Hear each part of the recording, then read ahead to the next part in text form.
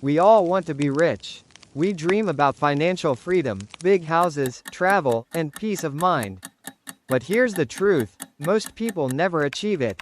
Why? Because they were never taught the language of money, financial literacy. In today's video, I'll explain what it is, why it's so important, and how you can start mastering it today.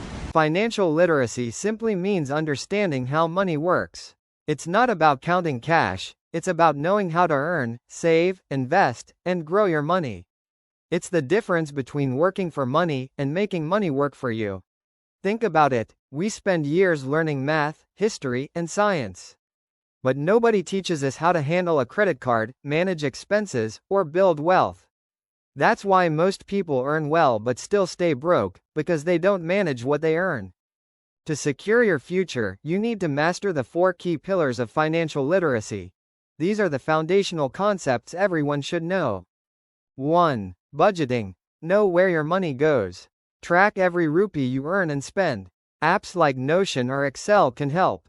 2. Saving. Always pay yourself first. Save at least 20% of your income before spending on anything else.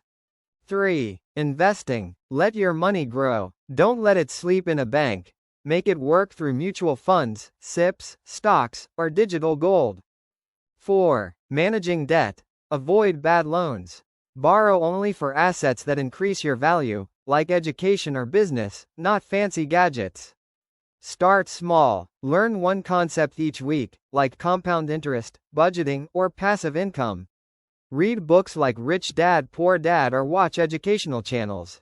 And remember, you don't need to be rich to start, but you must start to become rich. Financial literacy simply means understanding how money works. It's not about counting cash, it's about knowing how to earn, save, invest, and grow your money. It's the difference between working for money and making money work for you. Thanks for watching the video. Don't forget to like and subscribe our channel.